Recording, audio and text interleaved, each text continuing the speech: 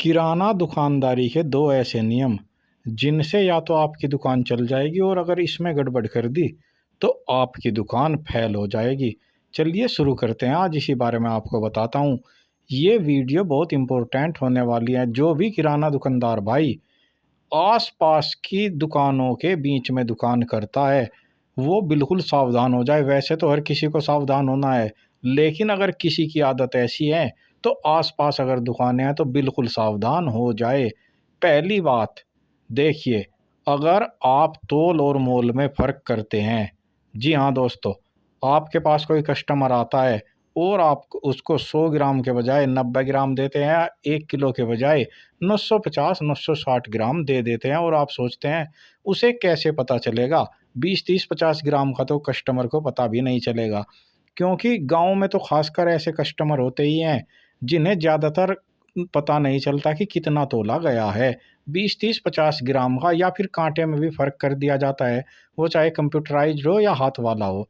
तो अगर आप ऐसा करते हैं और सोचते हैं आपकी ये दिखापेल चल जाएगी, तो ऐसा बिल्कुल होने वाला नहीं है। अगर कस्टमर दूसरी दुकान पर चला गया और उसने उस दुकान के कांटे में अपना सामान रखकर तोल लिया, तो आपका भेद पट जाएगा।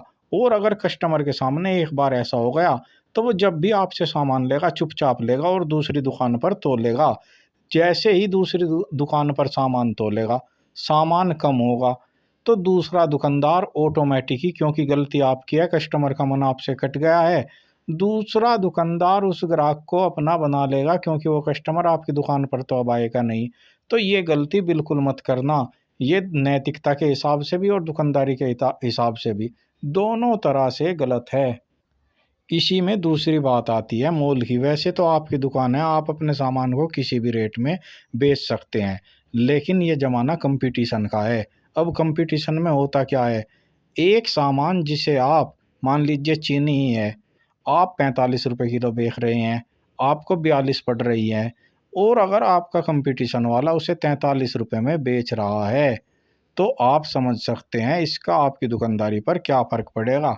या कोई ऐसा सामान है जैसे कि सर्फ़ हो गया, उस पर 70-71 रुपए रेट है, आपके आस-पास के लोग 2-4 रुपए कम दे रहे हैं और आप रेट टू रेट दे रहे हैं, तो ये भी आपकी दुकानदारी को गड़बड़ कर देगा। इसलिए ध्यान रखिए, अगर आस-पास कॉम्पिटिशन है, तो कॉम्पिटिशन में पता कर लीजिए आस-पास के दुकानदार किस सामान को किस रेट में दे रहे हैं।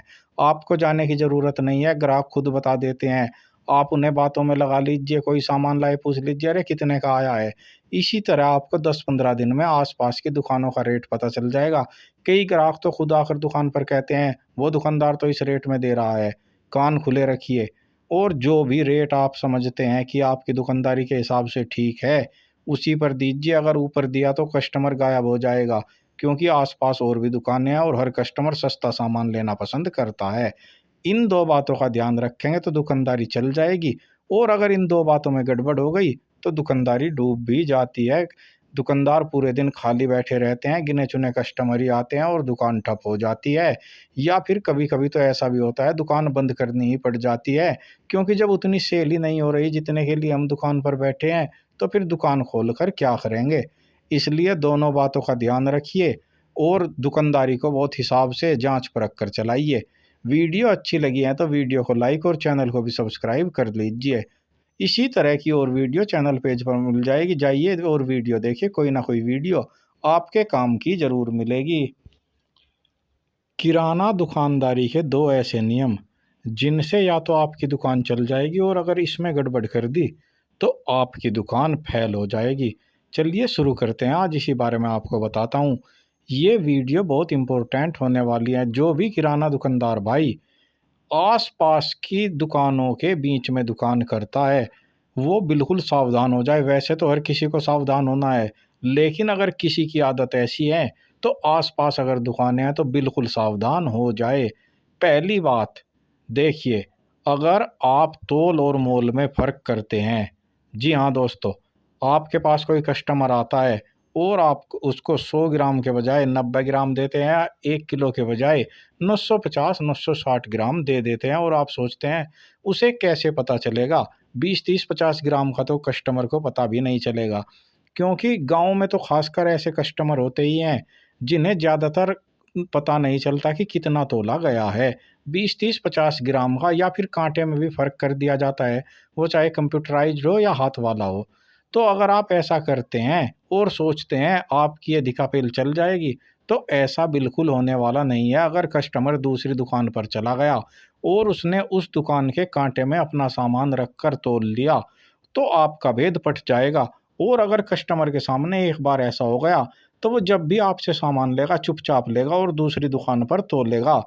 जैसे ही दूसरी दुकान पर सामान तोलेगा, सामान कम होगा, तो दूसरा दुकानदार ऑटोमेटिक ही, क्योंकि गलती आपकी है, कस्टमर का मन आपसे कट गया है, दूसरा दुकानदार उस ग्राहक को अपना बना लेगा, क्योंकि वो कस्टमर आपकी दुकान पर तो अब आएगा नहीं।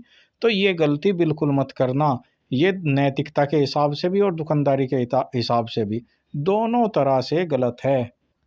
इसी में दूसरी बात आती है मोल की। वैसे तो आपकी दुकान है, आप अपने सामान को किसी भी रेट में बेच सकते हैं, लेकिन ये ज़माना कंपटीशन का है। अब कंपटीशन में होता क्या है, एक सामान जिसे आप, मान लीजिए चीनी ही है, आप 45 रुपए किलो बेच रहे हैं, आपको 42 पड़ रही है, और अगर आपका कंपटीशन वाला उसे 43 रुपए में बेच रहा है, तो आप समझ सकते हैं इसका आपकी दुकानदारी पर क्या फ़र्क पड़ेगा। या कोई ऐसा सामान है, जैसे कि सर्फ़ हो गया, उस पर 70-71 रुपए रेट है, आपके आस-पास के लोग 2-4 रुपए कम दे रहे हैं और आप रेट टू रेट दे रहे हैं, तो ये भी आपकी दुकानदारी को गड़बड़ कर देगा। इसलिए ध्यान रखिए, अगर आस-पास कॉम्पिटिशन है, तो कॉम्पिटिशन में पता कर लीजिए आस-पास के दुकानदार किस सामान को किस रेट में दे रहे हैं। आपको जाने की ज़रूरत नहीं है, ग्राहक खुद बता देते हैं। आप उन्हें बातों में लगा लीजिए, कोई सामान लाए पूछ लीजिए, अरे कितने का आया है? इसी तरह आपको 10-15 दिन में आस-पास की दुकानों का रेट पता चल जाएगा। कई ग्राहक तो खुद आकर दुकान पर कहते हैं, वो दुकानदार तो इस रेट में दे रहा है। कान खुले रखिए और जो भी रेट आप समझते हैं कि आपकी दुकानदारी के हिसाब से ठीक है, उसी पर दीजिए। अगर ऊपर दिया तो कस्टमर गायब हो जाएगा, क्योंकि आस-पास और भी दुकानें हैं और हर कस्टमर सस्ता सामान लेना पसंद करता है। इन 2 बातों का ध्यान रखेंगे तो दुकानदारी चल जाएगी, और अगर इन 2 बातों में गड़बड़ हो गई तो दुकानदारी डूब भी जाती है। दुकानदार पूरे दिन खाली बैठे रहते हैं, गिने-चुने कस्टमर ही आते हैं और दुकान ठप हो जाती है। या फिर कभी-कभी तो ऐसा भी होता है, दुकान बंद करनी ही पड़ जाती है, क्योंकि जब उतनी सेल ही नहीं हो रही जितने के लिए हम दुकान पर बैठे हैं, तो फिर दुकान खोलकर क्या करेंगे? इसलिए दोनों बातों का ध्यान रखिए और दुकानदारी को बहुत हिसाब से जाँच-परख कर चलाइए। वीडियो अच्छी लगी है तो वीडियो को लाइक और चैनल को भी सब्सक्राइब कर लीजिए। इसी तरह की और वीडियो चैनल पेज पर मिल जाएगी, जाइए और वीडियो देखिए, कोई ना कोई वीडियो आपके काम की ज़रूर मिलेगी।